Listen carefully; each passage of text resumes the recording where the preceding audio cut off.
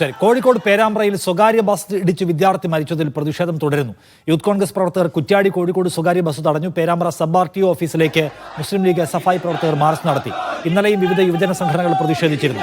നാളെ മുതൽ സ്വകാര്യ ബസ് ഉടമകൾ അനിശ്ചിതകാല പണിമുടക്ക് പ്രഖ്യാപിച്ച സാഹചര്യത്തിൽ ഗതാഗത മന്ത്രി സ്വകാര്യ ബസ് ഉടമകളുമായി വീണ്ടും ചർച്ച നടത്തും. ഇന്ന് വൈകുന്നേരം തിരുവനന്തപുരത്തായിരിക്കും ചർച്ച. ഷബീർ ഒമർ കൂടുതൽ വിവരങ്ങളുമായി. ഷബീർ, പ്രതിഷേധത്തിന്റെ സ്വഭാവം മാറുകയാണോ? കോഴിക്കോട് പേരാമ്പ്രയിൽ സ്വകാര്യ ബസ്സിടിച്ച് യുവാവ് മരിച്ചതിലാണ് ശക്തമായ പ്രതിഷേധം തുടരുന്നത്. ഇന്നലെയും യുവജന സംഘടനകൾ പേരാമ്പ്രയിൽ പ്രതിഷേധിച്ചിരുന്നു.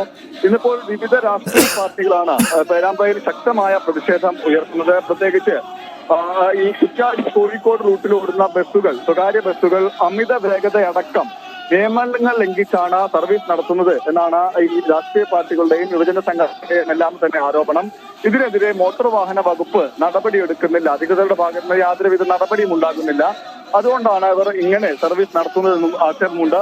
ഇതിനെതിരെ നടപടി വേണമെന്ന് ആവശ്യപ്പെട്ടാണ് RTO ഓഫീസിലേക്കടക്കം ഇന്ന് വിവിധ സംഘടനകൾ പ്രതിഷേധിച്ചത്. SFI, ഒപ്പം മുസ്ലിം ലീഗ്, യൂത്ത് കോൺഗ്രസ് അടക്കമുള്ള സംഘടനകൾ RTO ഓഫീസിലേക്ക് നടത്തിയ മാർച്ചിൽ നേരിയ സംഘർഷമുണ്ടായി. RTO ഓഫീസിന് മുന്നിൽ ബാരിക്കേഡ് വെച്ച് പോലീസ് ഈ മാർച്ചുകൾ തടഞ്ഞു. തുടർന്ന് ബാരിക്കേഡ് മറികടക്കാൻ പ്രവർത്തകർ ശ്രമിച്ചപ്പോഴാണ് പോലീസുമായി ഉന്തും തള്ളും ഉണ്ടായത്. ഏതായാലും കഴിഞ്ഞ 2 ദിവസമായി ഈ വിഷയത്തിൽ പ്രതിഷേധങ്ങൾ തുടരുകയാണ്. ഈ വിഷയത്തിൽ ബസ്സുകളുടെ അമിത വേഗതയിലടക്കം ശാശ്വതമായ പരിഹാരം വേണമെന്നാണ് പ്രതിഷേധക്കാരുടെ ആവശ്യം. നിഷാദ്.